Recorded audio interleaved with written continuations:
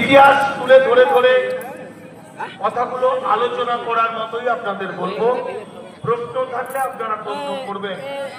আপনারা হয়তো জানেন গত এবছর শীতকালীন অধিবেশনে মানে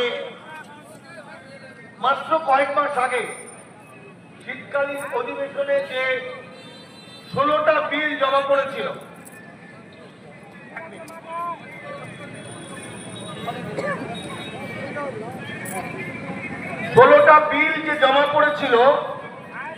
এই 16টা বিলের মধ্যে দুটো অত্যন্ত গুরুত্বপূর্ণ বিল ছিল। এই দুটো বিল হলো হিন্দু রাষ্ট্র করার শেষ বিল। অর্থাৎ 1925 সাল থেকে আরএসএস তারা যে ভাবনায় ভাবিত হয়েছিল যে ভারতবর্ষকে আমরা আর্য সংস্কৃতিতে ফিরিয়ে নিয়ে যাব, অর্থাৎ ভারতবর্ষকে চালাবে কেবলমাত্র ব্রাহ্মণ্যবাদীরা, অর্থাৎ ভারতবর্ষের মূল নিবাসী মানুষরা থাকবে পায়ের নিচে দাস হিসাবে।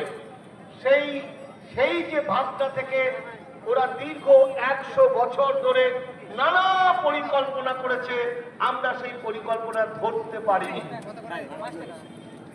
সেইটা শেষ হচ্ছে এই দুটো আইন। কি কি আইন? আইন দুটো বলার আগে বলি, আচ্ছা বলুন তো, আজকে যখন